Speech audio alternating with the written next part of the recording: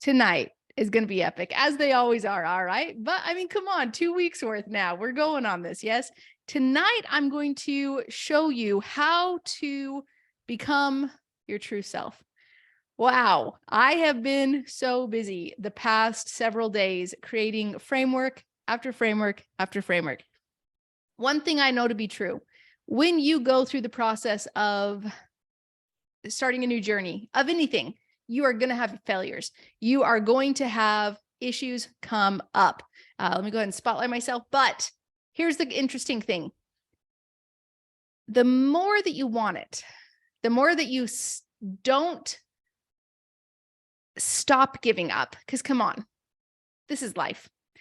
And there are things that we've given up on. There are things that we have quit. There are things that we are working hard toward. There are things that roadblocks stumble us. It is life. Okay. We are not meant to be perfect. And yet, whenever I venture in a new path, I find myself just expecting perfection. I find myself like, going all in or nothing, right? That's kind of been my catchphrase a long time ago, which was like, go big or go home, right? Like go all in or nothing. And I've learned through many failed attempts, by the way, failure is not failure unless you're not learning anything. So as long as you're learning things through this, my friends, that failure is magical lessons in the making.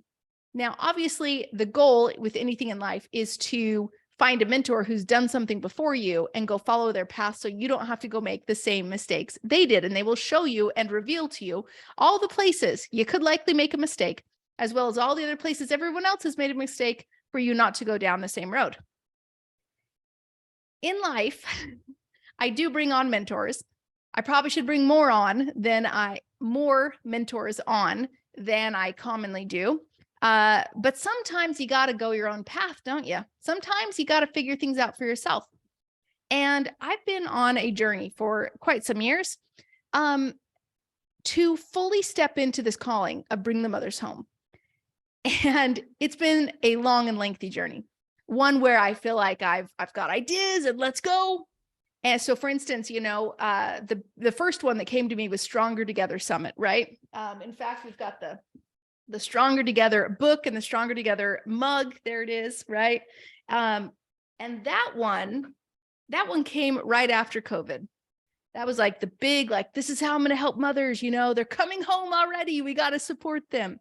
I felt so strongly that this was like my mission to help them be supported at home.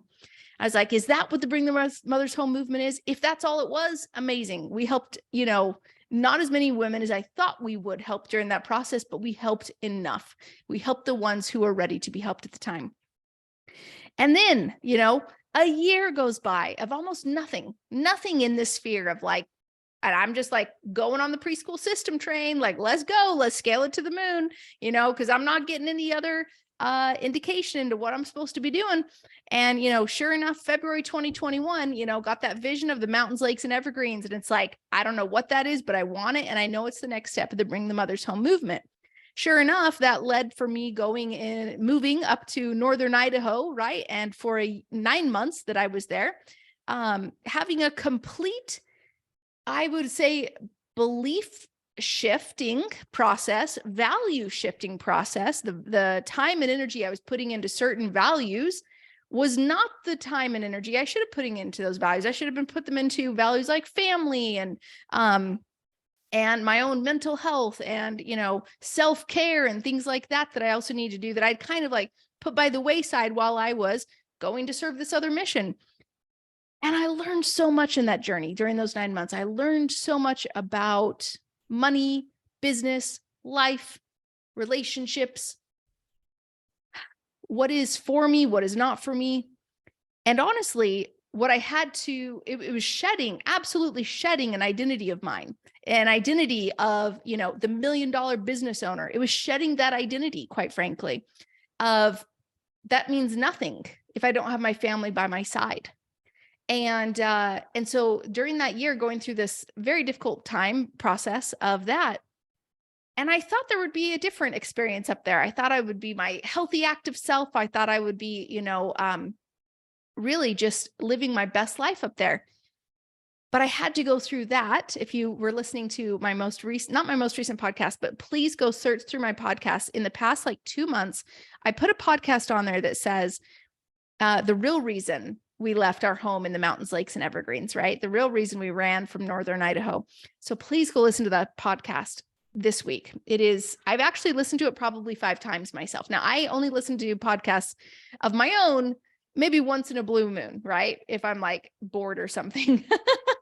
But this one I've listened to like at least 5 times, because it is so, it like anchors in all the experiences that I went through and why we went through it. But most importantly, the gift that we were given at the end, which was I had to shed that version of myself before I could ever be given the next step, right? Like, it's a journey. It's a freaking journey.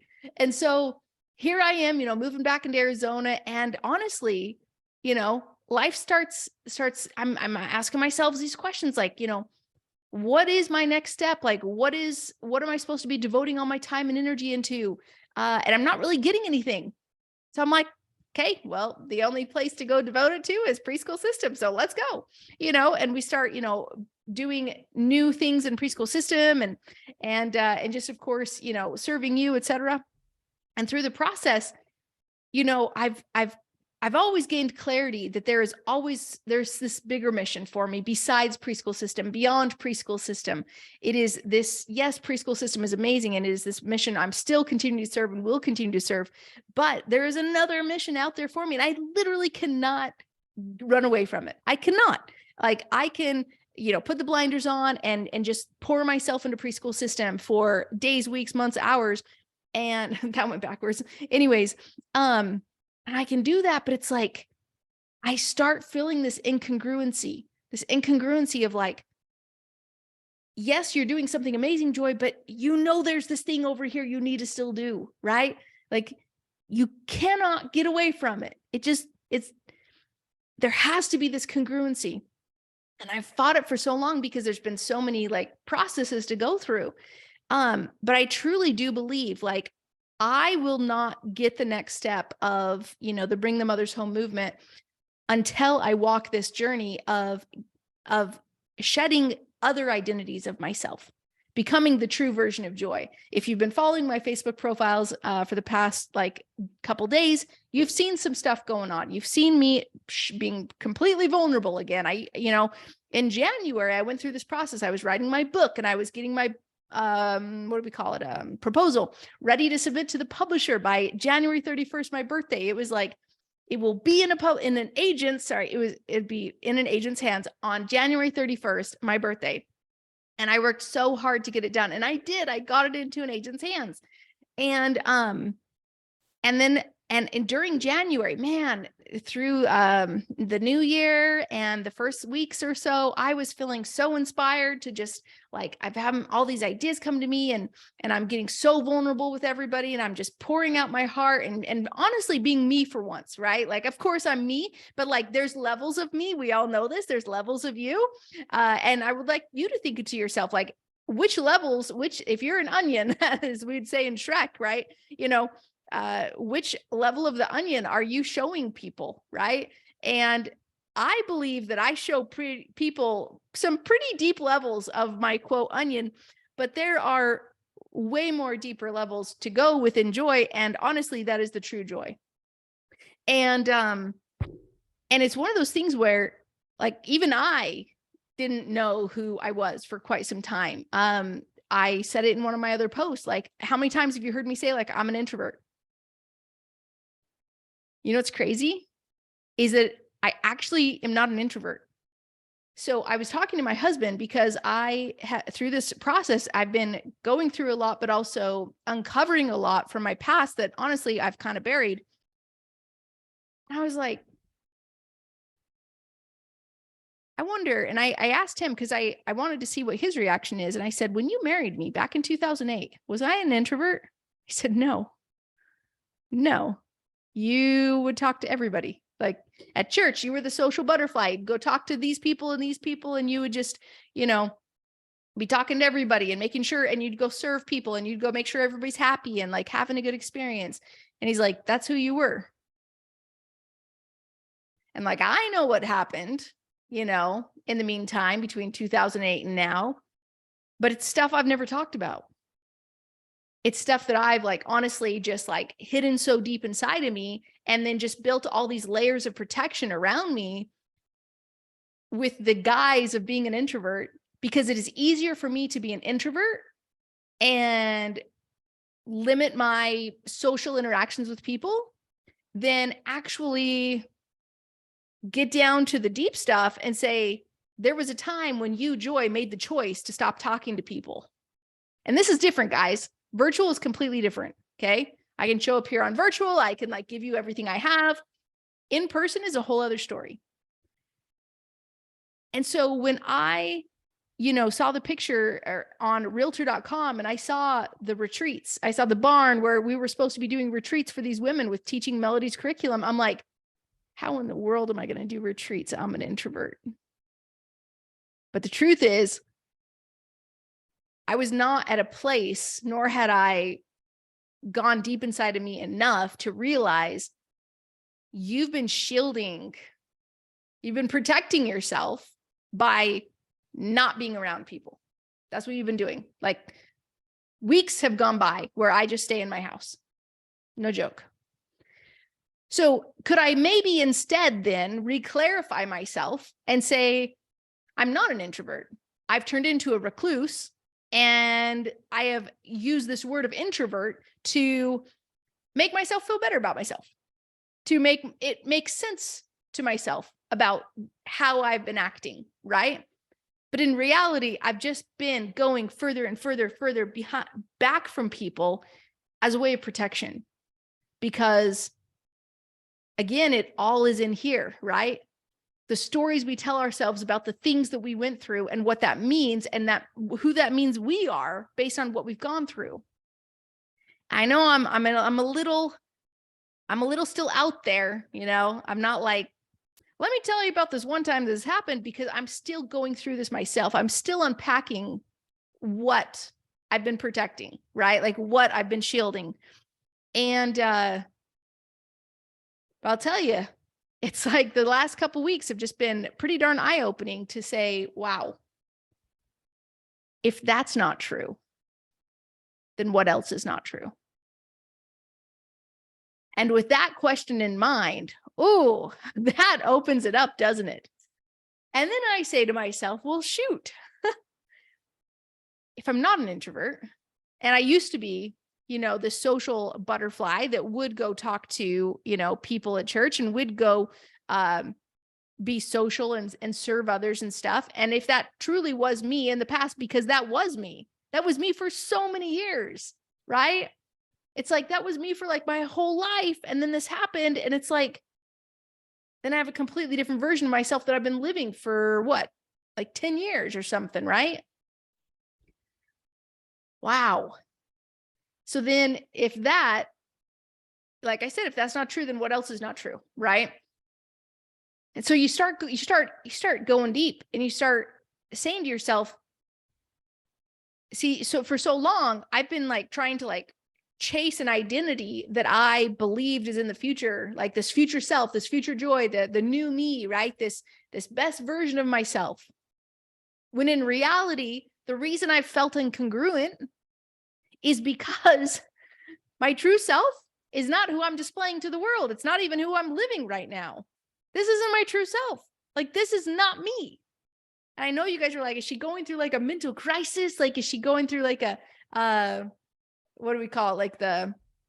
Whenever you turn 40 or 50 or something, you have I don't even know. They say it with guys, and then they go get motorcycles, right? I don't remember. The midlife crisis. Okay.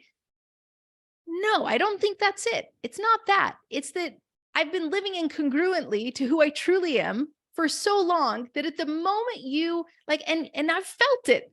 And that's why I've felt the pull to be active and healthy. And I felt the pull for this, because that pull is who I truly am.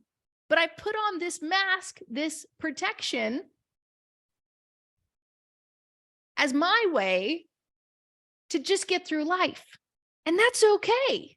It is okay for us to put on the mask to protect ourselves, because man, there's some difficult stuff we go through. Yes.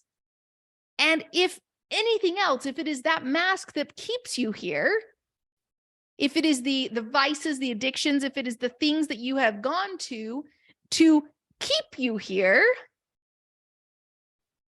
then okay, right? But at what point do we say enough is enough? At what point do we say it is time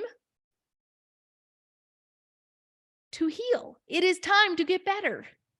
Had an experience the other day. We were at church, and I had left church early because I was crying, which happens to be a common thing. And Michael came into the car and he says, I don't even remember what he said, but it was the gist of, when is this going to kind of be over? When are we going to kind of wrap this up? When are we going to kind of like get better from this? Now, those were not his words. He had very nice words to say. I don't know what the words were, but that was the gist.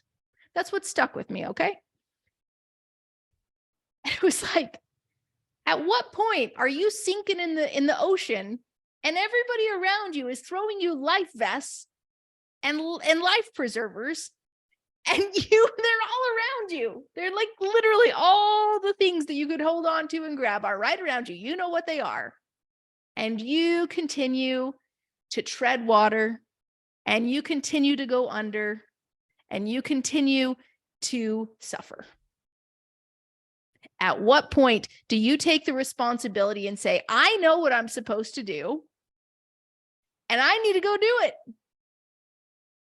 And for too long, I have been that person in the middle of the ocean, life preservers around me. I know what I need to do, and refusing to do it because of all the protections. And especially when these protections have gone on for years and years and years, sometimes you literally don't even know that's what you're doing to yourself, do you? You don't know why. You don't know why you keep going back to the things you go back to. You don't know why you keep giving up, why you start over and over and over and over again, and why it's not being successful for you. Like, you can't put a finger on it, but something's not right. So I've done a lot of unpacking mentally this past several weeks, honestly, years. This has been years in growing. And I have had many insights into, oh my gosh, trying to do it this way, wrong way, Joy. Like, the true way, the only way to find lasting progress, lasting success, truly like long lasting anything, is the long way. Like, that is the truth. Like, how many times are we trying to do the get rich quick, the get fit quick, the quick results? How many times? 1,000 times? Keep your hand up, right?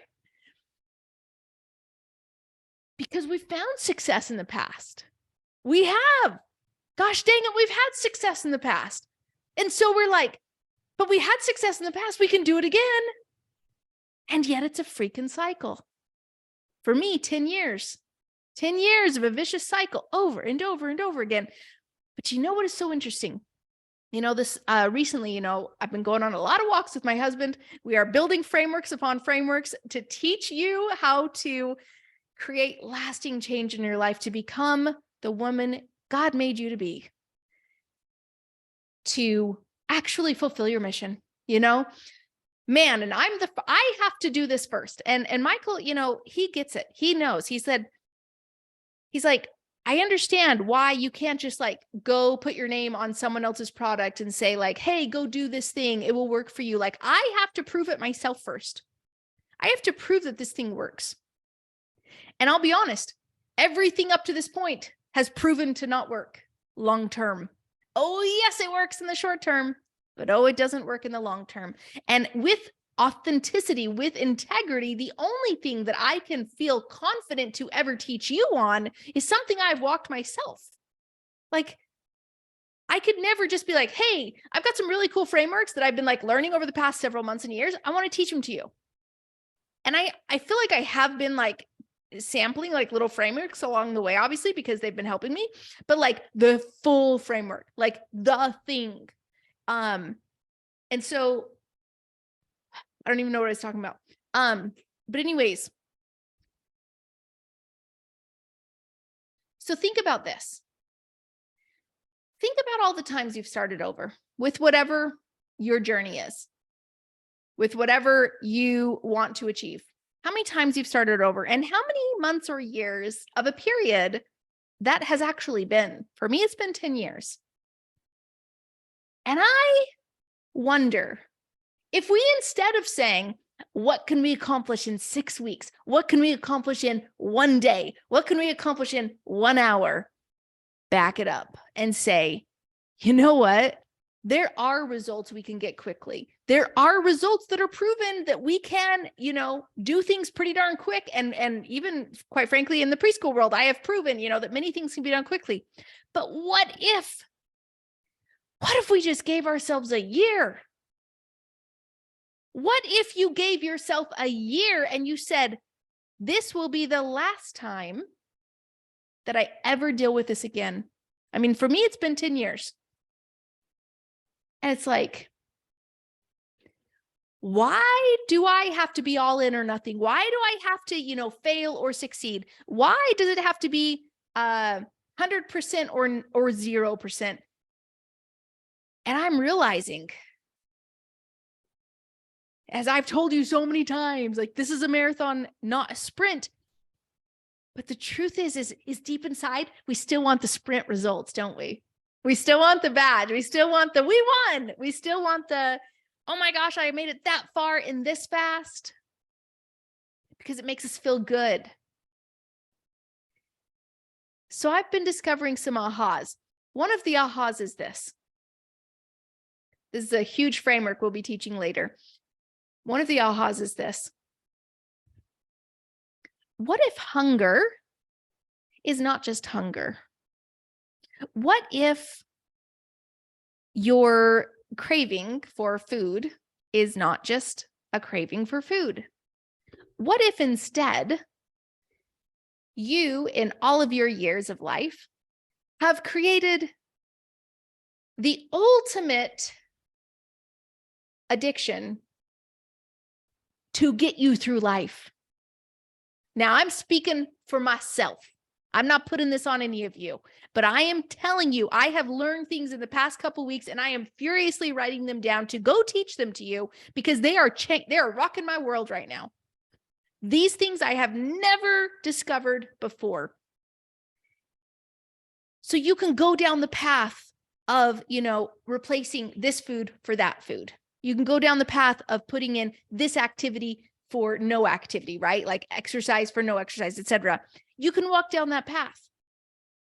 But what you have not solved, what I had not solved, was when all the issues came up in my life, I created a perfectly fine-tuned solution for every problem in my life. And it was food. Bored, food. Stressed, food. Tired, food. Upset, food. And I started thinking about Tony Robbins' 6 human needs. We're going to be talking about this more. 6 human needs. One of Maslow's pyramid, right? Of things that you need. The bottom level is you need food and water. But my friends, food is not just food anymore, is it? It has become so much more to us. And what if in all of this, instead of this just becoming like, cool, check, I ate instead of this food, I ate this food. Life goes on, life's great, right? No, because what happens then is your brain starts giving you those cues again, like, hey, I'm bored. Hey, I'm tired. Hey, I'm stressed. Hey, I'm upset. Any other cue. And you had given it the quickest thing, the quickest solution to meet every single one of your needs at that time. Multiple needs. Tony says anything that meets 3 needs creates an addiction. Love and connection. Do you think that when you are not feeling loved, you might go to food? Interesting. One of the needs is uncertainty or variety. Do you think that when you're bored and you're looking for something to entertain you, you might go to food? to solve that need? Certainty. When you're feeling lonely, tired, stressed, upset, do you think that you might go to food to feel the certainty of not feeling that feeling anymore? That's 3 needs alone right there. That's an addiction. Now, I've known for quite some time, I've been having addictive tendencies around food. So we need then to not solve the food problem, not solve the exercise problem, to solve the need problem, because that is the thing that we are not addressing. And in any program that we have started for 10 years, all the gazillion of them, anything that you do, it doesn't matter the food you eat, the movement you do. If you don't address and identify what are the actual needs that I was using food for, or insert whatever other thing you do to handle stress, boredom, anger, loneliness, tired, right? Whatever else is that you do that maybe you want to change. We are not just changing a habit for a habit. We have to go deeper than that. And we have to say, wow, if we do not find a better way to meet that need, we will go back there every single time. That was one aha that I had. And I'm telling you, the mind is just blowing right now with so many of them. I am writing them down furiously. I am creating frameworks. I am finding solutions, because this cannot be a problem for just me. If I am the only one who struggles with this, I would be shocked. Out of billions of people on this planet, I cannot be the only one who has not figured this out. And I've done a lot of research, done a lot of personal development, done a lot of coaching. And and this is just one, but there is a bigger framework at play here, friend. That was just one tiny little thing in a bigger framework. I'm so excited to teach you. So everybody who's coming to Preschool All-Stars Live, my 64 friends who are on Zoom with me right now, but everybody who's coming to Preschool All-Stars Live, I am asking for your permission to teach this. Now, I know that we went into Preschool All-Stars Live with the intention of, I set this up from the beginning. I said, I will teach you how to gain more confidence. Yes or yes. I said that. It's on the sales page, right? I said, I will teach you. I knew that was the thing I had to teach you. There's so much I want to teach you. Confidence. Do you have confidence in a pilot who has not gone through multiple tests and thousands of hours of training? Do you have confidence in the pilot to fly the airplane to New York so you can go visit your family? Do you have confidence in that? If he doesn't have the tests and trainings? No. You have confidence in a pilot who has done all the things he was supposed to do and checked all the things and done all the tests and gotten all the hours so that he can get you to New York. If there was a pilot in the seat, would he have confidence in himself? If he just walked in off the street, could he get you to New York? Would he have confidence in himself? No. He doesn't trust himself. He doesn't believe in himself. He doesn't have confidence in himself. My friends, why don't you have confidence? Why do you struggle with confidence? I struggle with confidence. Why? Because I have broken so many commitments to myself that I no longer trust myself. Confidence. So this framework that I've been piecing together, this has been years building from my own failures. And this is not just about this one piece about overcoming food addiction. This is a larger framework about how to discover your mission, gain the confidence, strength, and courage to go fulfill it, and then become the woman who has the strength to go live this mission. This is what I want to teach you at Preschool All-Stars Live. This is what I have to teach you. Like, I am asking for, and actually I'm not asking for your permission. I'm asking for your support. I'm asking for your support because this is the thing I have to teach. It is like literally coming out of me. And so excited. because this is something that I've been praying for 10 years. And I feel like I'm finally getting the answers to be able to not only help myself, but to be able to, I believe, help millions of women as well.